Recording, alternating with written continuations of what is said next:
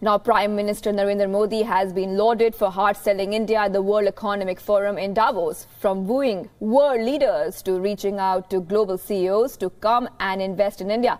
But on Tuesday, his political rival Congress President Rahul Gandhi tweeted a swipe at the Prime Minister, blaming him for the uneven distribution of wealth in the country. He began the tweet with a sarcastic "Welcome to Switzerland, Prime Minister."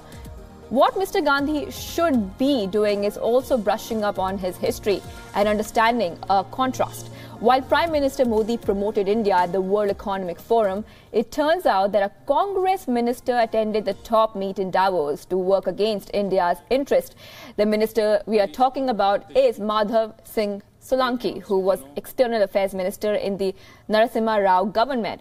It's a story that isn't well known, a story that the current generation of Indians may not have heard, a story that must be revisited.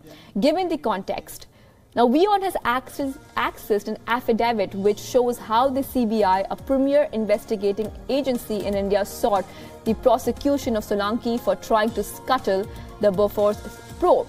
No prizes for guessing why. Among the names facing the heat was former Prime Minister Rajiv Gandhi. The affidavit shows that during his official visit to Davos, Solanki sought a meeting with his Swiss counterpart René Felber.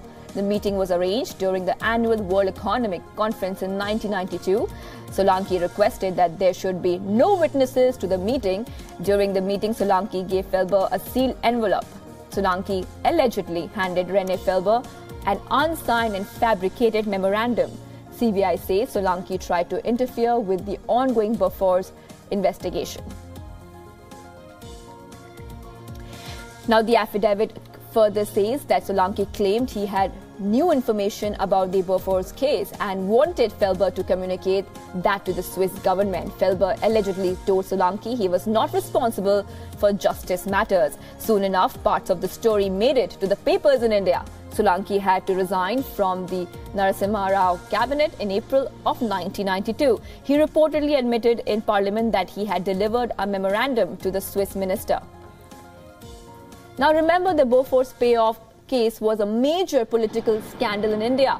Rajiv Gandhi and members of the Indian and Swedish government were accused of receiving kickbacks in a $1.4 billion deal between Swedish arms manufacturer Bofors with the Indian government for the sale of 410 field howitzer guns and a supply contract almost twice that amount. The Congress government signed an agreement with Swedish firm Bofors in 1986. Bofors was given an order for over 400 155mm howitzers. The supply order was worth $1.5 billion. In 1987, reports emerged claiming that Bofors paid kickbacks to Indian politicians.